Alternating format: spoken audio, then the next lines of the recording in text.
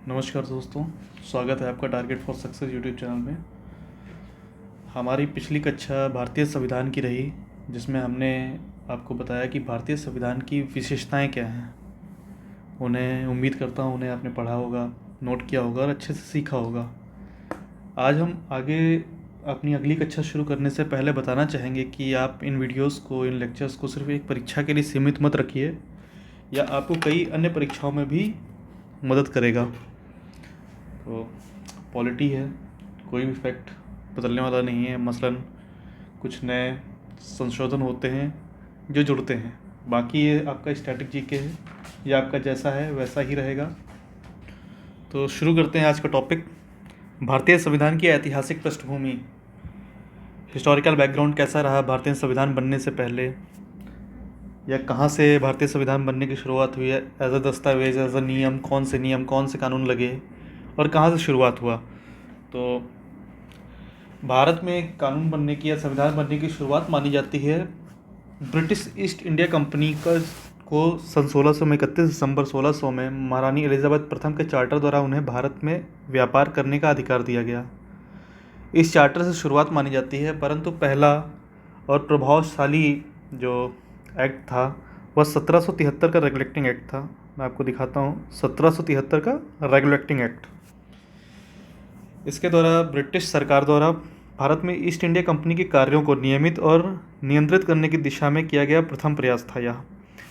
थोड़ा सा फॉन्ट का प्रॉब्लम है, मैंने कंप्यूटर में टाइप किया था और अभी मैं टैब में मैंने इसको वर्ड पे ओपन किया, सही से ओपन नहीं हो पाया है, थोड़ा फॉन्ट का प्रॉब्लम है। जैसे शाह है, यहाँ पर आपका शाह होना चाहिए इस जगह पर। चलिए कोई नहीं, वो आप समझ लेंगे, इतने समझदार हैं आप सभी। आगे से उम्मीद करेंगे गलती सही हो जाए।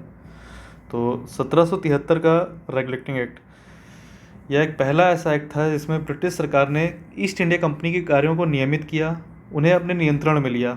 इससे पहले 1600 में ब्रिटिश ईस्ट इंडिया कंपनी बनी, फिर भारत आई, व्यापार किया, 1757 में प्लासी की लड़ाई जीती, फिर बक्सर का युद्ध जीता, छोटे से क्षेत्रों में शासन करने लगे, पर इनके कार्यों का निगमन नहीं हुआ था, इनका कोई नियंत्रण नहीं था। ब्रिटिश संसद ने पहली बार कंपनी पर अपना नियंत्रण 1773 के रेगुलेटिंग एक्ट से किया।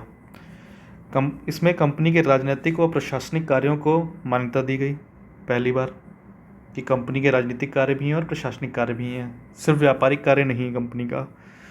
और इसके द्वारा भारत में केंद्रीय प्रशासन की नींव रखी गई। इससे पहले भारत में मद्रास प्रेसिडेंसी का अपना अलग प्रशासन था, बम्बई प्रेसिडेंसी का अपना अलग और कलकत्ता प्रेसिडेंसी का अपना अलग प्रशासन था, पर इसके द्वारा केंद्रीय प्रशासन की नींव रखी गई।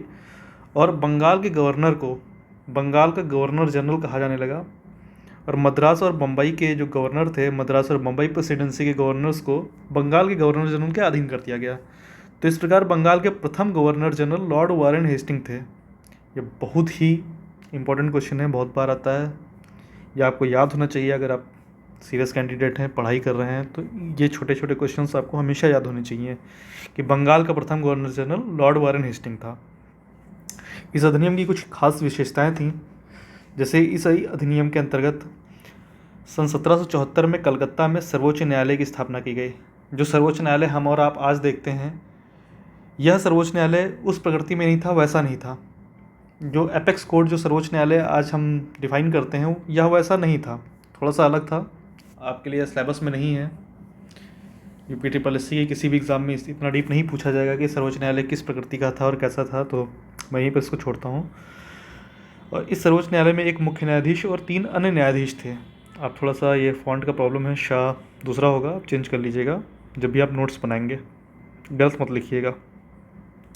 और इस अधिनियम के अंतर्गत ब्रिटिश सरकार ने कंपनी पर अपना नियंत्रण स्थापित करने के लिए कोड ऑफ डायरेक्टर्स का गठन किया। लंदन में कोड ऑफ डायरेक्टर्स का गठन किया गया। कोड ऑफ डायरेक्टर का गठन इसीलिए किया गया कि कंपनी अपनी सारी रिपोर्ट्स, राजनीतिक, प्रशासनिक और व्यापार की सारी रिपोर्ट वो कोर्ट ऑफ डायरेक्टर को भेजे। कोर्ट ऑफ डायरेक्टर के थ्रू वह ब्रिटिश पार्लियामेंट में रिपोर्ट दे दी जाएगी, जिससे ब्रिटिश पार्लियामेंट इनडायरेक्टली या और डायरेक्टली कंपनी पर पूरा अपना नियंत्रण स्थापित करने का कोशिश कर सके। ठीक है। और इसके बाद 1773 के रेगुलेटिंग एक्ट में कुछ खामियां थीं, कुछ चीज़ें कर दी गई हैं। इसके बाद 1784 का एक संशोधन अधिनियम आया, 1781 का एक संशोधन अधिनियम आया। अभी इस 1781 के संशोधन अधिनियम के बारे में भी एक खास बात है। लॉर्ड वारेन हेस्टिंग के बाद लॉर्ड कॉर्नवालिस बंगाल के गवर्नर जनरल बन के भारत आए। उन्होंने बोला ब्रिटिश संसद में, या जब भी वो बनाए गए, तो उन्होंने बोला कि भाई मैं ऐसे काम नहीं कर सकता हूँ, मुझे मेरे हिसाब से दिया जाए कि क्या करना है क्या नहीं करना है।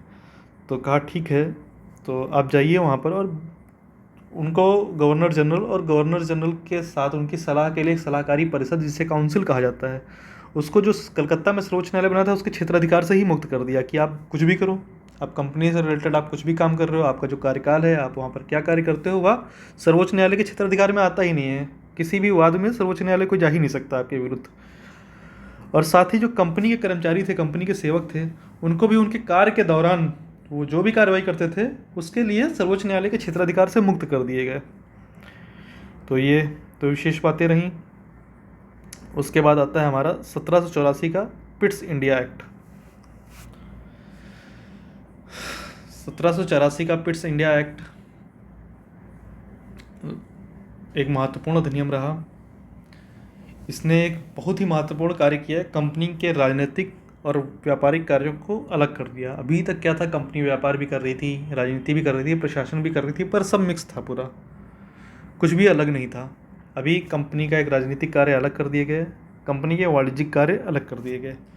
कंपनी के राजनीतिक मामलों को देखने के लिए बोर्ड ऑफ कंट्रोल का गठन कर दिया गया, और कंपनी के जो राजनीतिक कार्यों के लिए बोर्ड ऑफ कंट्रोल का गठन कर दिया गया। एक बोर्ड ऑफ कंट्रोल अंदर में बैठता था, जो कंपनी के सारे राजनीतिक मामलों को ओवरलुक करता था, उन्हें देखता था, उन पर नियंत्रण स्थापित करता था। और दूसरा, वाणिज्यिक कार्य कौन देखता था, अभी आपको हमने पहले बताया है। ये देखिए यहाँ पर 1773 के के एक्ट में यहाँ पर दिया गया कोर्ट ऑफ डायरेक्टर्स। तो अभी दो हो गए, एक हो गया कोर्ट ऑफ डायरेक्टर और एक हो गया बोर्ड ऑफ कंट्रोल। आप ये याद रखिएगा, board of control, court of director. Board of control किसके लिए, राजनीतिक मामलों के लिए, एवं कोर्ट ऑफ डायरेक्टर्स किसके लिए, कंपनी के वाणिज्यिक कार्यों के नियंत्रण के लिए। ठीक है। और इस अधिनियम में पहली बार कंपनी के अधीन जितना क्षेत्र था, कंपनी के अधीन भारत का जितना भी क्षेत्र था, उसे पहली बार ब्रिटिश आधिपत्य का क्षेत्र कहा गया। अभी तक ब्रिटिश संसद यह कहने से बच रही थी कि भारत में, भारतीय उपमहाद्वीप में कंपनी ने जिस जिस क्षेत्र पर शासन किया है वह ब्रिटिश आधिपत्य का है कि नहीं है, या पूर्णतः कंपनी के नियंत्रण में था, कंपनी निरंकुश थी, स्वेच्छाचारी थी, कुछ भी करती थी। पर यहाँ से पहली बार ब्रिटिश संसद ने यह बोला कि कंपनी के अधीन जितने भी क्षेत्र हैं वह ब्रिटिश आधिपत्य के क्षेत्र हैं। ठीक है। और जो आपको हमने बताया राजनीतिक मामले और वाणिज्यिक मामलों को अलग किया गया, कोर्ट ऑफ डायरेक्टर्स और बोर्ड ऑफ कंट्रोल। इस तरह से पहली बार भारत में द्वैध शासन की व्यवस्था का आरंभ किया गया। यह द्वैध शासन काफ़ी दुखदायी परिणाम भारत के लिए लेके आया, काफ़ी दिक्कतें हुई। खैर, इसका हम आगे जिक्र करेंगे। ड्रेनेज ऑफ वेल्थ थ्योरी भी एक पूरी अलग से ही है इसके लिए, दादा भाई नेहरू की। फिर आते हैं हम 1786 के अधिनियम पर। 1786 का अधिनियम क्या था? 1786 के अधिनियम के द्वारा कंपनी को भारत के साथ व्यापार का एक अधिकार, जो सन 1600 के चार्टर द्वारा महारानी एलिजाबेथ ने दिया था, उसके एक अधिकार को सन 1786 में 20 वर्षों के लिए बढ़ा दिया गया कि आगे 20 वर्षों तक आपके पास, कंपनी के पास व्यापार करने का पूर्ण एक अधिकार है। और साथ ही में एक आप और काम किया गया, जो बोर्ड ऑफ कंट्रोल आप देख रहे हैं, इससे पहले 1784 में जो बोर्ड ऑफ कंट्रोल का स्थापना हुआ था, उसके जो सदस्य थे और उन सदस्यों के जो कर्मचारी थे, उनके सभी के वेतन का बोझ भारतीय राजस्व पे डाल दिया गया। भारतीय राजस्व का पैसा उन्हें वेतन भी देता था, उन्हें पैसे देता था कि भाई आप यहाँ की कंपनी के कार्यों पर नियंत्रण रख रहे हैं। शायद नहीं, ठीक है, हमारे इतिहास में यह भी हुआ है, पढ़ते हैं हम। तो बोर्ड ऑफ कंट्रोल के सदस्यों और उनके कर्मचारियों के वेतन के भुगतान की व्यवस्था भारत के राजस्व से कर दी गई। ठीक है, ये दो महत्वपूर्ण शब्द रहे। अब आता है 1813 का एक चार्टर अधिनियम। यह बहुत महत्वपूर्ण अधिनियम है, यहाँ से काफ़ी चीज़ें बदली। जो इससे पहले कंपनी को भारत के साथ व्यापार का एक अधिकार दिया गया था, वह 20 वर्षों के लिए बढ़ाया गया था, वह यहाँ पर पूरा एक अधिकार तो नहीं समाप्त किया गया, कंपनी का भारत में चाय का एकाधिकार बना रहा, बाकी सारे एकाधिकार समाप्त कर दिए गए। कोई भी ब्रिटिश कंपनियां आकर भारत के साथ व्यापार कर सकती थी, भारत में अपना व्यापार कर सकती थी,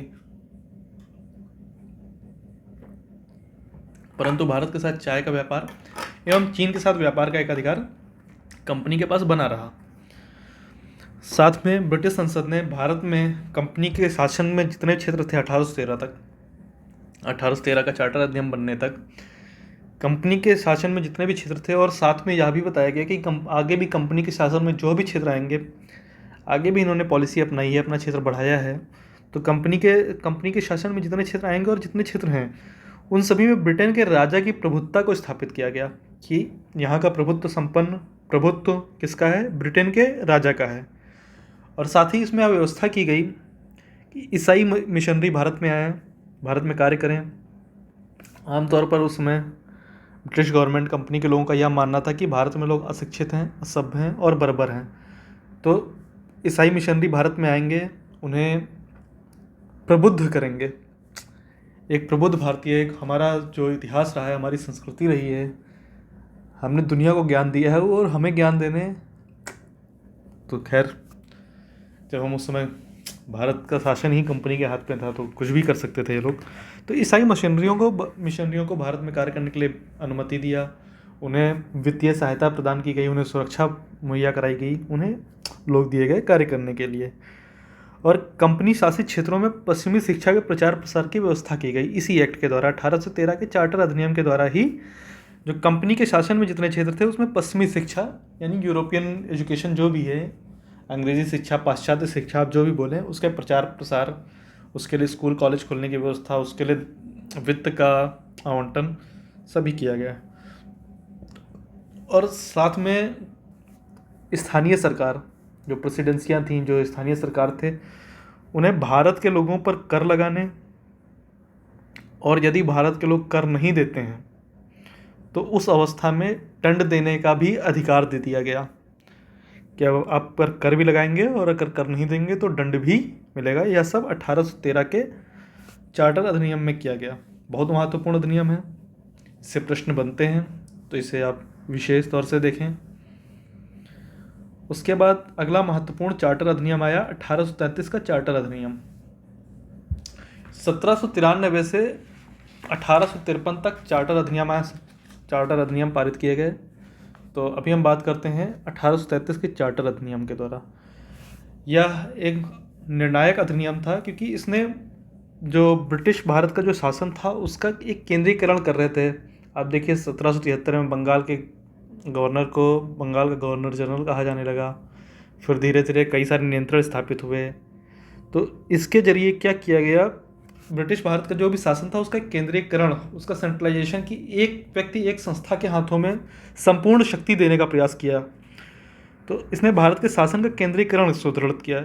इसके अंतर्गत क्या किया गया, जो बंगाल का गवर्नर जनरल 1773 के रिकलेक्टिंग एक्ट में बंगाल का गवर्नर जनरल बनाया गया था। बंगाल के पहले governor general lord William Bentinck साहब थे। तो अब बंगाल के गवर्नर जनरल को भारत का गवर्नर जनरल कहा जाने लगा। जो बंगाल का गवर्नर जनरल था अब उसे भारत का गवर्नर जनरल बना दिया गया। और ऐसे भारत के पहले governor general lord William Bentinck थे। ठीक है, भारत के पहले governor general lord William Bentinck थे। और इससे पहले हमने 1773 का जो आपको बताया वो आप थोड़ा सा नोट कर लीजिएगा।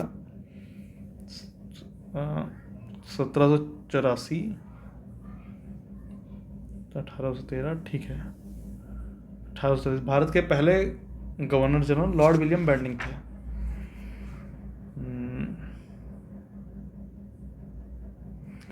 और जो बंगाल के पहले गवर्नर जनरल थे वो लॉर्ड वारेन हेस्टिंग्स साहब थे। ठीक है, तो ईस्ट इंडिया कंपनी के व्यापारिक गतिविधियों को पूरी तरह बंद कर दिया गया। अब ईस्ट इंडिया कंपनी कोई व्यापार नहीं कर सकती थी, अब यह सिर्फ राजनीति करेगी एवं प्रशासनिक इकाई थी। ब्रिटिश सरकार की नुमाइंदी थी, भारत में शासन कर रही थी।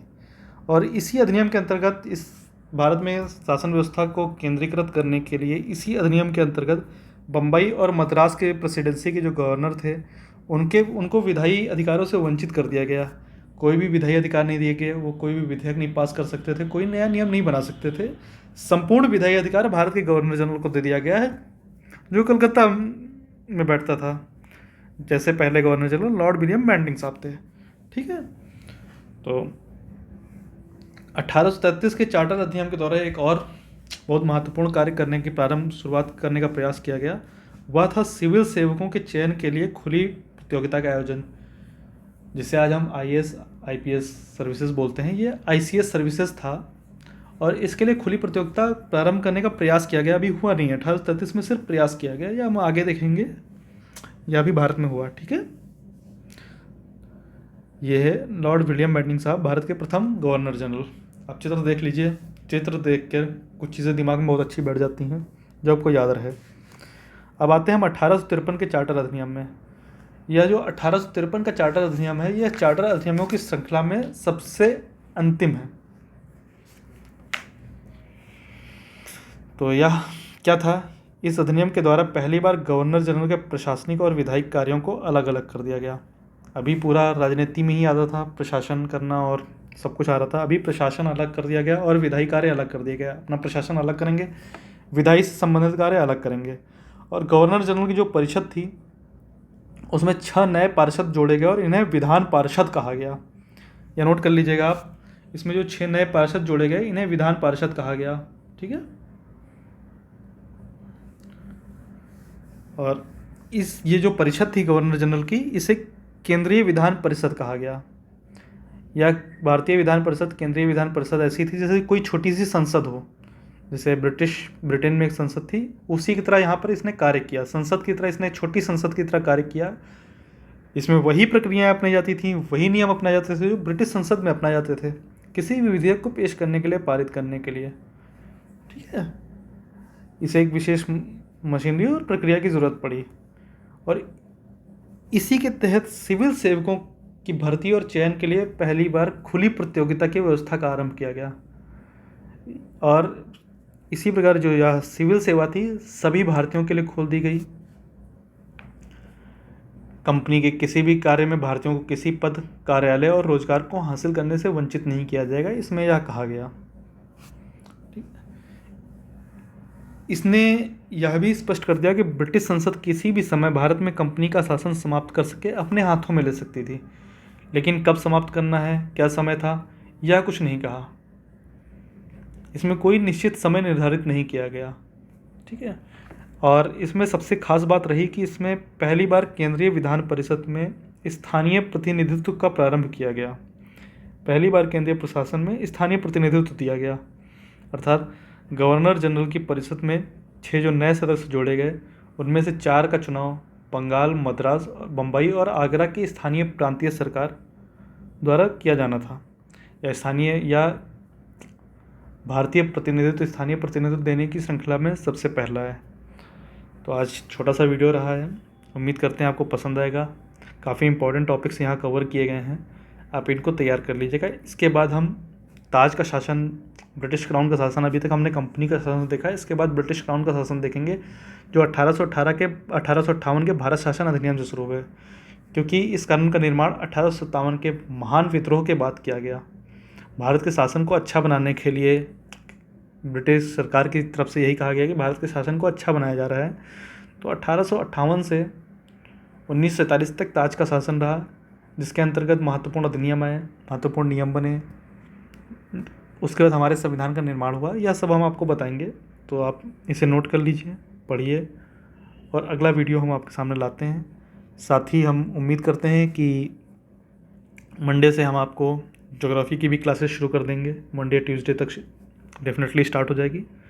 तो आप इस चैनल पर बने रहिए, ज़्यादा से ज़्यादा सब्सक्राइब करिए और अपने दोस्तों में शेयर करिए ताकि सबको, अधिक से अधिक लोगों को लाभ मिल सके। धन्यवाद।